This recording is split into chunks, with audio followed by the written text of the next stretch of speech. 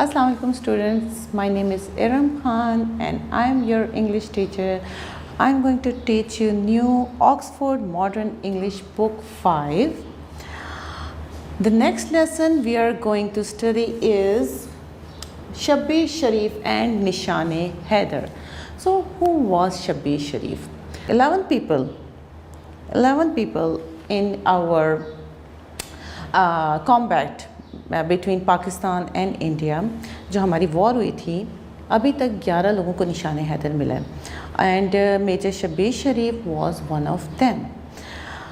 निशान-ए-हैदर क्या? निशान-ए-हैदर सबसे बड़ा एजाज़ होता है, सबसे बड़ा हमारा सिंबल है जो कि मिलिट्री या आर्म फोर्सेस को दिया जाता है फॉर देयर ब्रेवरी, उनकी शहादत के ऊपर उनको दिया जाता है जब वो कोई बहुत ज़बरदस्त कारनामा करते हुए अपनी जान का नजराना पेश करते हैं अपने मुल्क के लिए, उनको दिया जाता है। तो मेजर शब्बीर शरीफ कौन थे? मेजर शब्बीर शरीफ जो थे वो उनमें से एक थे। उन्होंने 1971 की वॉर में उन्होंने इंडो पाक का जो हमारा वो था बॉर्डर था, वहाँ पर वो जंग लड़ते हुए अपने जवानों के साथ शहीद हुए और बड़ा उन्होंने ज़बरदस्त डट के मुकाबला किया, जिसकी वजह से उनको निशान-ए-हैदर दिया।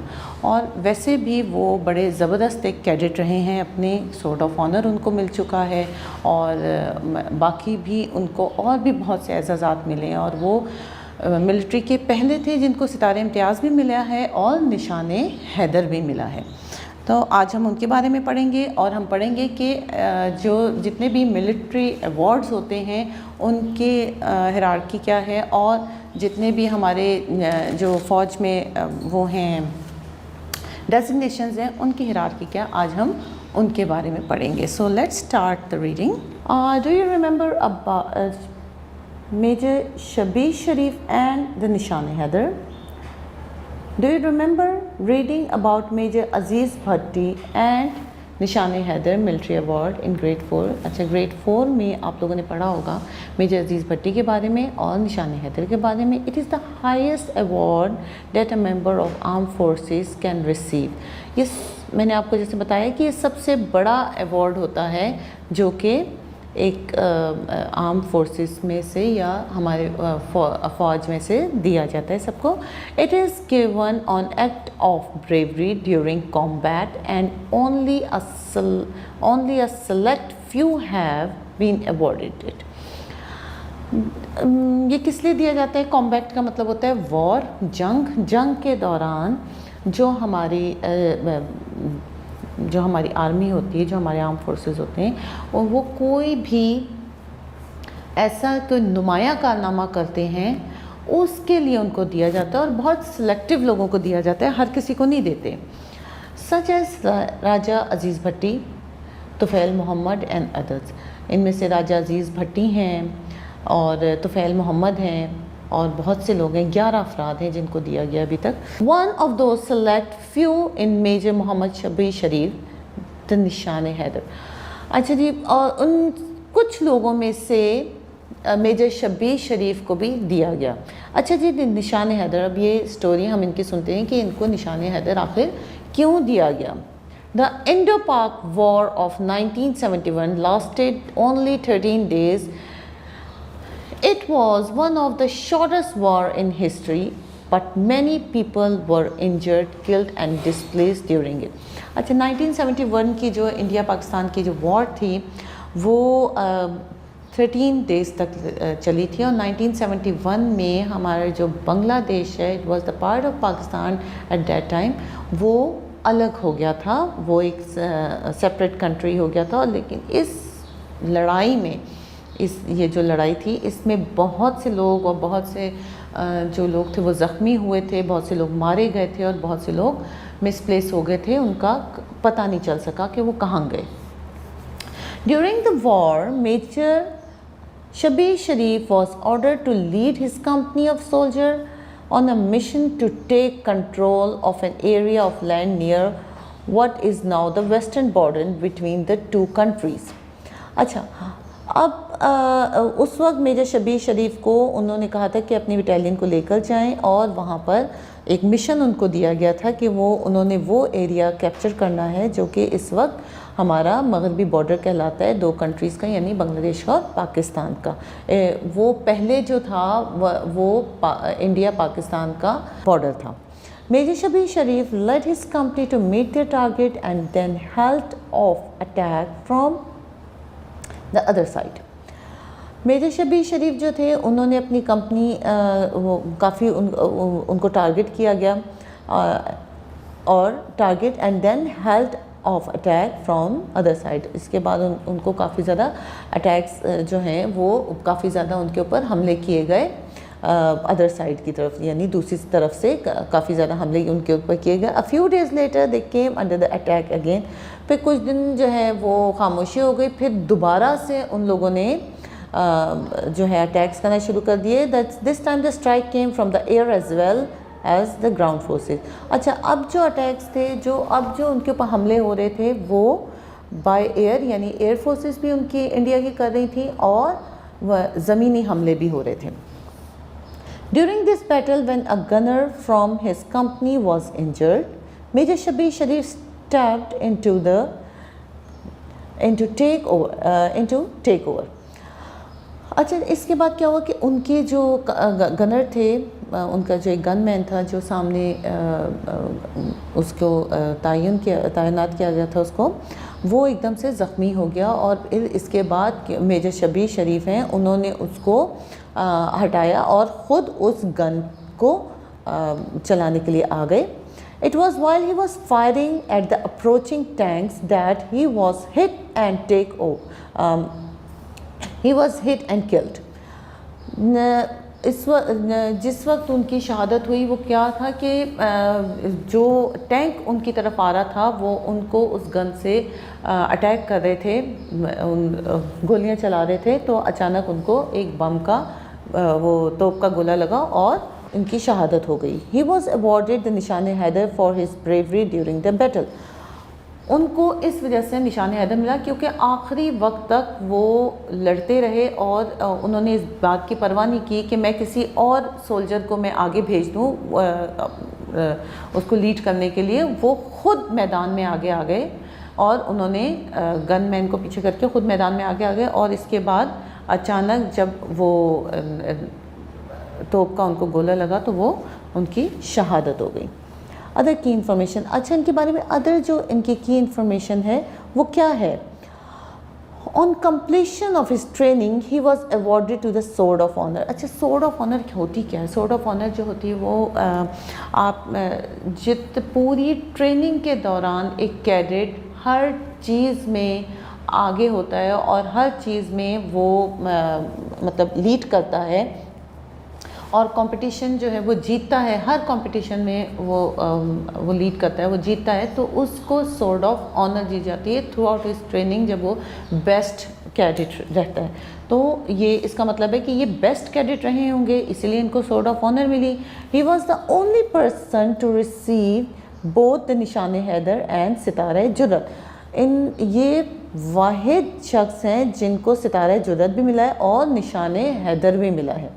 He is regarded as the most decorated officer of the Pakistan Army. He enjoyed playing squash and was a good swimmer. अच्छा, इनको most decorated क्यों कहा जाता है? क्योंकि इनको sword of honor भी मिला है, इनको निशान हैदर भी मिला है, इनको सितारे जुर्रत भी मिला है, तो इनको इसीलिए most decorated यानी कि बहुत यानी सजा हुआ शहीद इनको कहा जाता है।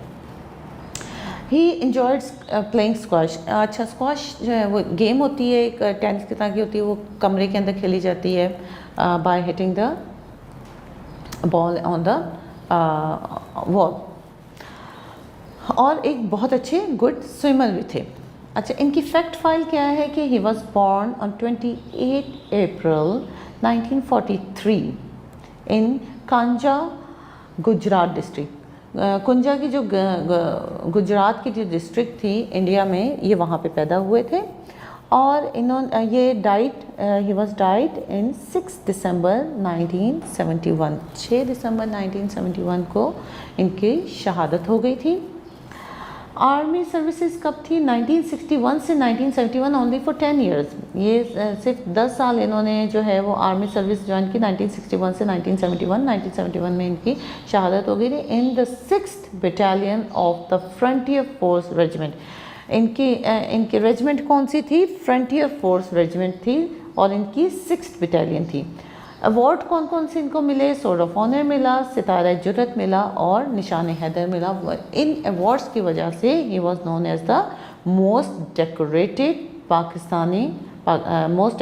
Officer of Pakistan army.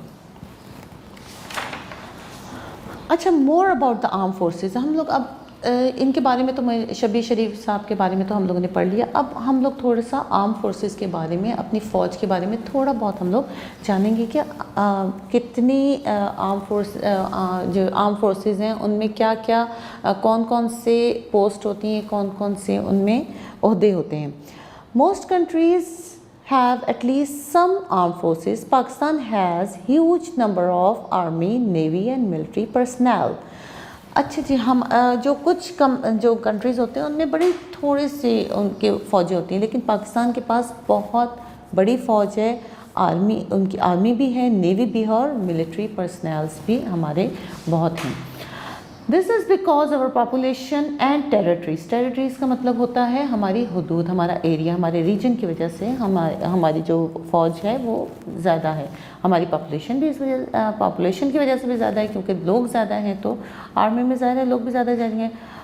Territories are large, हमारी जो बॉर्डर्स हैं वो बहुत बड़े बड़े बॉर्डर्स हैं और हर मुल्क के साथ लगे हुए हैं, तो वहाँ पे हमें अपने लिए फोर्सेस की ज़रूरत होती है। इन टाइम ऑफ कॉन्फ्लिक्ट का मतलब होता है लड़ाई। कॉन्फ्लिक्ट में the arm forces are called on to defend Pakistan. It takes a lot of courage to fight in a battle. कोई भी लड़ाई, कोई भी जंग में जाने के लिए आपको बहुत हिम्मत की ज़रूरत होती है, क्योंकि आपको नहीं पता होता कि ये हम वापस आएंगे नहीं आएंगे। वो एक जज्बा लेकर जाते हैं कि हम शहीद ही होंगे। तभी यही जज्बा है उन लोगों के अंदर जिसकी वजह से हमारी जो फोर्स है वो पूरी दुनिया में बहुत ज़्यादा मशहूर है। During peace time, the armed forces continue to train and carry out exercises, so dealing with problem facing the country offer them the chance to put their training into action. अच्छा जी, जब अमन का टाइम होता है, हर वक्त इन्हीं लड़ाई करती रहती, ये बॉर्डर्स पर जो है वो लोकेट होती हैं। और जो बाकी जब हमारा अमन का वक्त होता है, जब जंग नहीं हो रही होती, ज़ाहिर है जब जंग होती है तो उनको मैदान जंग में उतरना पड़ता है, लेकिन हर वक्त तो नहीं जंग होती। तो जब हमारा पीस टाइम होता है तो आर्म फोर्सेस क्या करती हैं? वो अपनी एक्सरसाइजेस को कैरी आउट करती हैं, आइडल नहीं बैठती, फारिग नहीं बैठती। वो अपनी एक्सरसाइजेस को और ट्रेनिंग को कैरी आउट रखती हैं। और जो हमारे मुल्क में खुदा न खास्ता कोई भी आफत आ जाती है तो हम अपने फ़ौज को कॉल करते हैं ना, जैसे कोई भी अर्थक्वेक आता है या कोई भी आफत आती है, सैलाब आ जाता है, तो हम कहते हैं हमने फ़ौज पाकिस्तान जो है वो हेल्प के लिए आई। तो ये अपनी जो ट्रेनिंग्स हैं उसको वहाँ पर यूज़ करती हैं। जो उनकी ट्रेनिंग्स होती हैं, सख्त सी ट्रेनिंग्स होती हैं, तो वो इतने सख्त हो चुके थे कि वो हर चीज़ को डील कर लेते हैं। For example, when flood destroy homes and leave people stranded, the armed forces are often called to help. जब for example मिसाल के तौर पे जब फ्लड आता है या जब सैलाब आता है तो क्या होता है कि जब घर जो हैं वो टूट जाते हैं और बेचारे जो लोग होते हैं वो बेयारो मददगार होते हैं, तो उस वक्त कौन उनकी हेल्प के लिए आता है? आर्म फोर्सेस, हमारी फ़ौजें उनकी हेल्प के लिए आती हैं। Once someone is part of armed forces, they may move up through the rank. New members of the armed forces who are still training are called cadets. अच्छा, इसके बाद जब आप आर्म फोर्सेस ज्वाइन कर लेते हैं, फिर आप जो हैं वो मतलब ऊपर फिर जाते हैं, आपकी प्रमोशन होती रहती है, आपको रैंक्स बढ़ते जाते हैं आपके। जो सबसे पहले जो आता है ट्रेनिंग के लिए जो आते हैं वो कहलाते हैं कैडेट्स। क्या कहलाते हैं? Cadets. Service members of the arm forces can progress through the following ranks. जो सर्विसेज मेंबर्स होते हैं, जो आर्म फोर्सेस में जो चले जाते हैं, उनकी प्रोग्रेस कैसे होती है, सबसे पहले वो सेकंड लेफ्टिनेंट कहलाते हैं, कैडेट्स के बाद सेकंड लेफ्टिनेंट आते हैं, फिर लेफ्टिनेंट आते हैं, फिर कैप्टन आते हैं, फिर मेजर आते हैं, फिर लेफ्टिनेंट कर्नल आते हैं, फिर कर्नल आते हैं, brigadier, lieutenant general, general and field marshal.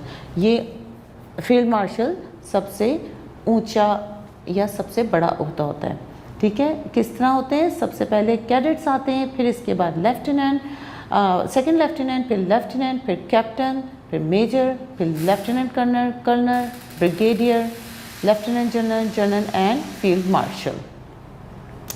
Nishan Haider is the highest honor available to member of the armed forces.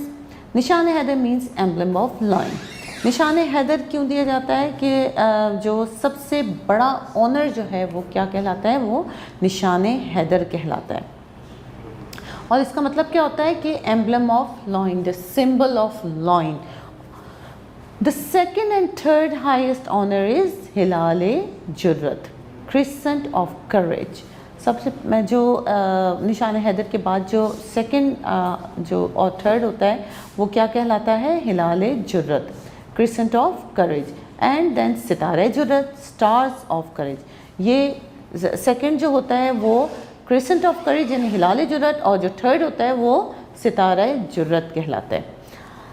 सबसे पहले निशान हैदर, फिर हिलाल जुर्रत और इसके बाद सितारे जुर्रत, ये उनकी रैंक्स होते हैं। और ये जो हैं ये मिलिट्री अवार्ड्स कहलाते हैं, और मिलिट्री जो गाजी होते हैं या शहीद होते हैं उनको दिया जाता है। निशान हैदर हाँ शहीद होने वाले को दिया जाता है। Okay, we have read this chapter. हम लोगों ने इस चैप्टर में सबसे पहले क्या बताया कि निशान हैदर, व्हाट इज़ निशान Haider.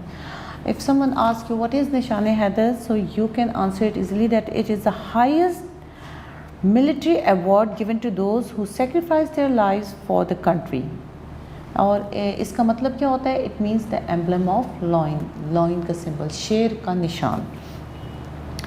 And if someone asks you how many army personnel have received Nishan Haidar, तो कितने आर्मी पर्सनल्स को अभी तक मिल चुका है, 11. How many army personnel got Nishan Haidar?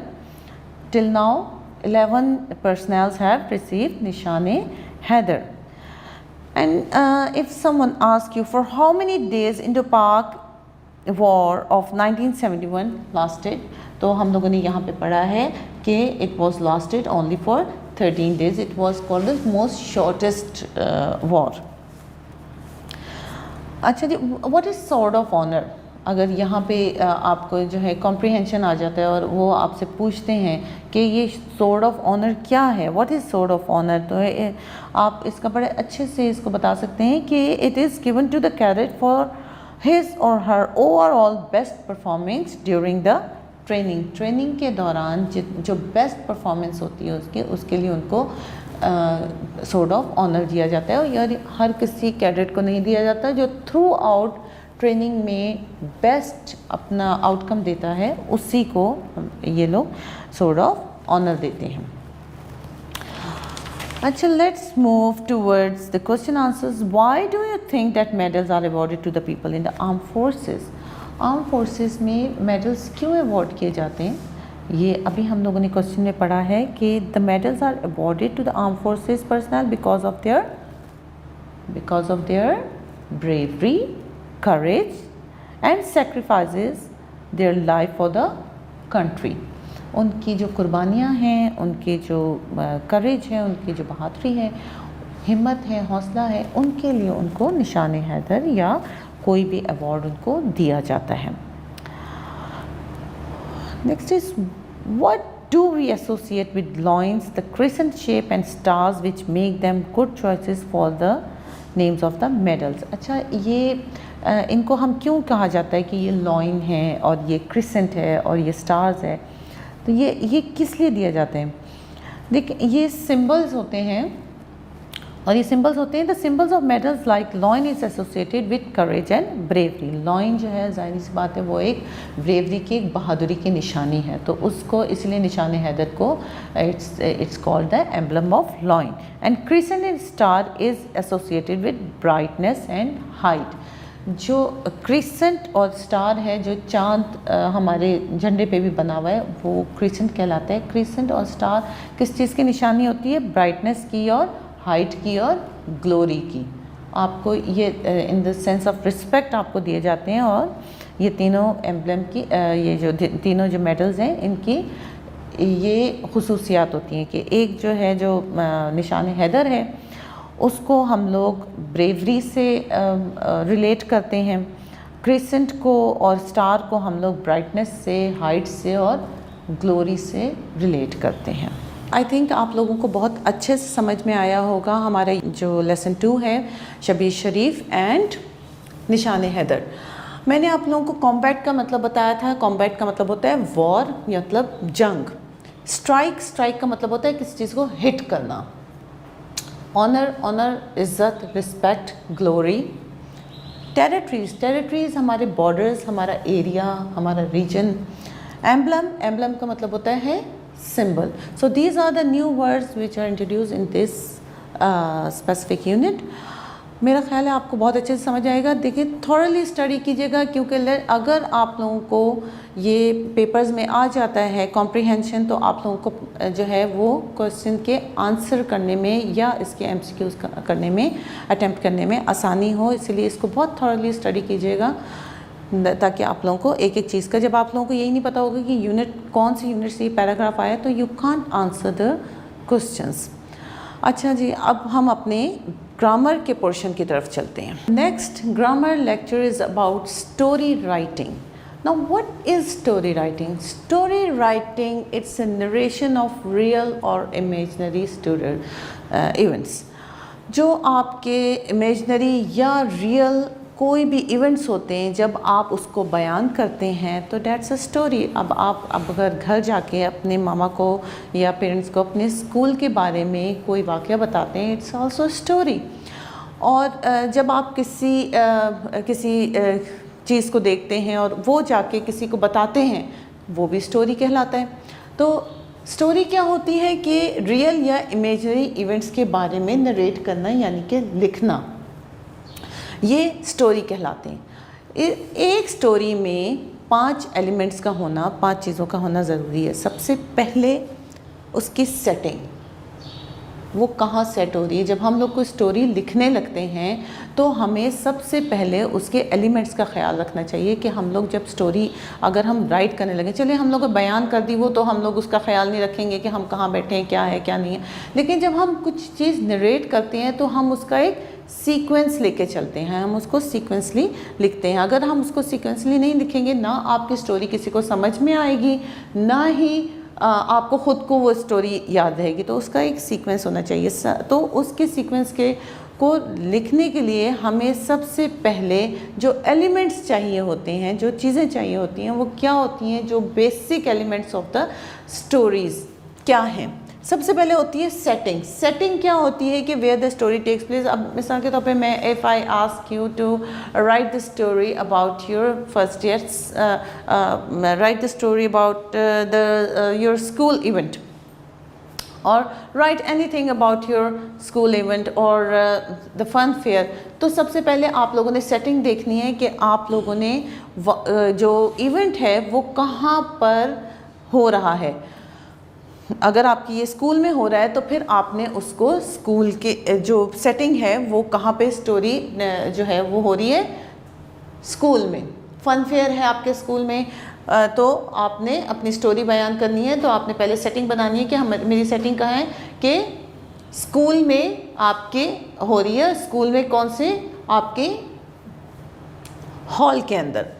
फिर इसके बाद आ जाते हैं कैरेक्टर्स। वो लोग जो आप लोगों ने उस कहानी में या उस जो अपनी नरेशन है उसमें आपने इंट्रोड्यूस करवाने हैं। अपने दोस्तों को, अपने प्रिंसिपल को, अपने टीचर्स को, जितने भी लोगों को आपने इंट्रोड्यूस करवाना है, वो करेक्टर्स होते हैं, उनकी कोई ख़ास बात आप इंट्रोड्यूस करवाएंगे कि वो क्या कर रहे थे, वो किस तरह कर रहे थे, और हमारे जो दोस्त हैं हम लोगों ने किस तरह जो है वो फ़न क्रिएट किया, और हमारी टीचर्स ने हमारे लिए किस तरह हमारी हेल्प की, हमारे प्रिंसिपल जो हैं उन्होंने किस तरह हेल्प की।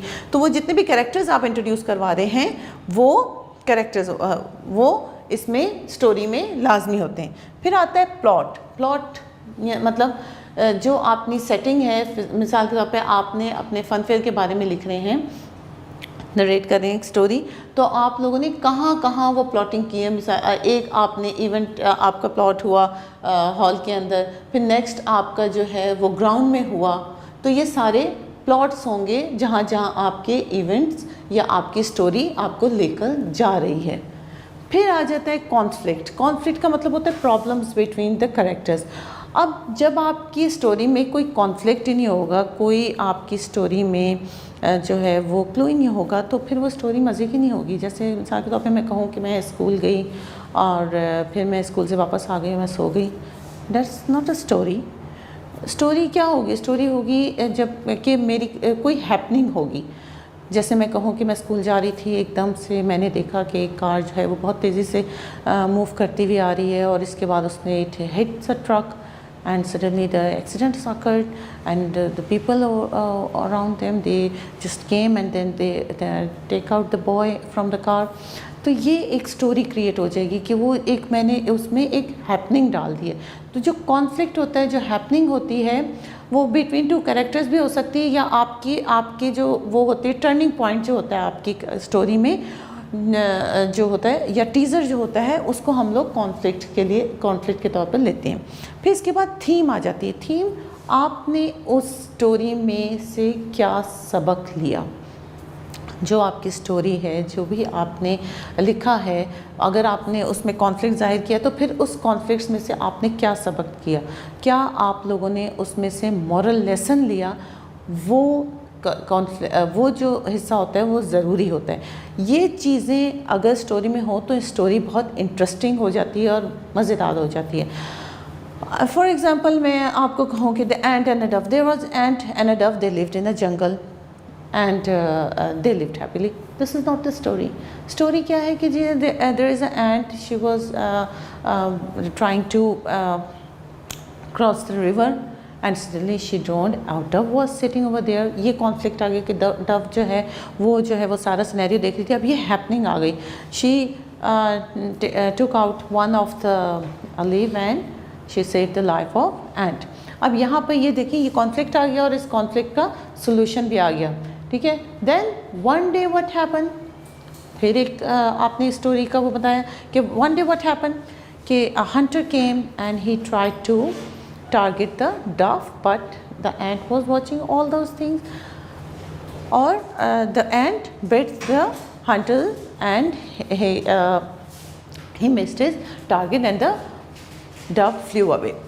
अब ये आपका कॉन्फ्लिक्ट आ गया, तो ये आपकी स्टोरी का एक हैपनिंग होगी कि ये आपने एक स्टोरी बनाई है, उसमें एक वो बताया, कॉन्फ्लिक्ट बताया, उसका सोल्यूशन बताया, फिर कॉन्फ्लिक्ट बताया, उसका सोल्यूशन बताया, फिर आपकी स्टोरी में एक वो जो है एक रिदम चलता जा रहा है। और कैरेक्टर्स आपने क्या क्या इंट्रोड्यूस करवाए, 3 कैरेक्टर्स इंट्रोड्यूस करवाए, a dove, ant and a hunter. और उसकी सेटिंग कहाँ पे थी? सेटिंग थी इन द जंगल। और उसका प्लॉट कहाँ था? एक था उसका रिवर के पास और एक था उसका ट्री के ऊपर, तो उसकी 2 प्लॉटिंग थी।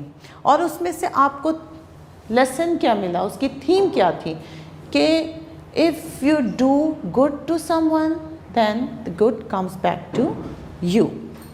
ये आपका मॉरल था या ये आपका लेसन था, और ये इसी से आपकी स्टोरी जो है वो अच्छी हुई। अच्छा, अगर आपको कोई मॉरल दे दे कि इस स्टोरी के ऊपर, इस मॉरल के ऊपर, डू गुड हैव गुड के ऊपर, अगर आप कोई और स्टोरी भी लिखना चाहें तो you can write your own story. It's not necessary that you should go for the fables, Dove and आप अपनी भी स्टोरी लिख सकते हैं। आप अपने बारे में बता सकते हैं कि I was one day I don't have a pen and my teacher helped me, or my friend helped me to complete my work, and he gave me his own pen, and next day when he brought his lunch, then I helped him and shared my lunch with him. तो ये एक story हो जाएगी। तो इसमें एक वो भी आ जाएगा, एक कॉन्फ्लिक्ट भी आ जाएगा कि जब उसकी प्रॉब्लम थी, आपने उसकी प्रॉब्लम सॉल्व की, और कैरेक्टर्स भी आ जाएंगे और प्लॉटिंग भी हो जाएगी कि वो स्कूल में था, we were sitting in the school, और हम लोगों ने इस तरह आप लोगों ने मदद की। तो ये आप लोग इस तरह एक स्टोरी अपनी भी क्रिएट कर सकते हैं। ज़रूरी नहीं है कि जो स्टोरी का यहाँ पे दी हुई है it's just a sample story. ये एक सैम्पल होता है कि आप लोगों को पता लगे कि हाँ भाई डू गुड हैव गुड के ऊपर आपने लिखनी कैसे। आप इसको अपनी तौर पे भी क्रिएट कर सकते हैं। कोई भी मॉरल आपको दे दे और मॉरल आपको लगे कि ये आपकी जो आपने इवेंट आपकी लाइफ में हुए हैं या इवेंट आपने अपने इर्द गिर्द जो देखे हैं उसको आप नरेट कर सकते हैं, तो गो फॉर इट। वो ज़्यादा बेहतर है बजाय इसके कि आप जो हैं वो क्रैम करके और ये स्टोरी लिखें, तो ये ज़्यादा बेहतर है। सबसे पहले हम लोगों ने कौन कौन से एलिमेंट्स हैं हम लोगों के, सेटिंग है, करेक्टर है, प्लॉट है, कॉन्फ्लिक्ट है और थीम है। ये 5 एलिमेंट्स होना लाजमी है किसी अच्छी स्टोरी के लिए। अगर ये 5 एलिमेंट्स नहीं होंगे तो स्टोरी अच्छी नहीं बन सकेगी। एक अच्छी स्टोरी के लिए ये चीज़ें होना ज़रूरी हैं, ठीक है। And I hope you understand my method. और इसके ऊपर आपने एक स्टोरी क्रिएट करनी है अपनी तरफ से। चलिए, डू गुड हैव गुड के ऊपर beside the story the ant and the Dove कोई और स्टोरी, बेशक आप फेबल कोई एनिमल कैरेक्टर्स भी ले सकते हैं, आप कोई अपनी भी कोई दोस्तों की कोई स्टोरी ले सकते हैं। आप कोई भी स्टोरी लेके उसको लिखें। और लिखने का क्या तरीका होता है, हमेशा जो स्टोरी होती है वो पास्ट टेंस में लिखी जाती है। हम लोग जब अनलेस के वो जो डायरेक्ट डायलॉग्स होते हैं हम लोग उसको नरेट ना करें इन्वर्टेड कॉमा में, बाकी जितनी भी स्टोरी है वो जो डायलॉग्स हैं वो हम प्रेजेंट टेंस में लेके जाएंगे या कंटिन्यूस टेंस में या जिस भी टेंस में वो बात कर रहा होगा। लेकिन बाकी जो स्टोरी है वो पास्ट टेंस में लिखी जाती है। We never narrate anything in the present tense, ठीक है। नरेटिव राइटिंग हमेशा पास्ट टेंस में की जाती है। सो आप लोगों ने भी इसको पास्ट टेंस में लिखना है, ठीक है। आई होप कि आपको बहुत अच्छे से समझ में आया होगा। एक स्टोरी आप खुद से लिखें, क्रिएट करें और फिर इसके बाद अपने अपने रेलिवेंट कैंपसेस में भेजें ताकि आपके जो है वो थोड़े से क्रिएटिव राइटिंग इन्हेंस हो। Thank you very much. अल्लाह हाफ़िज़।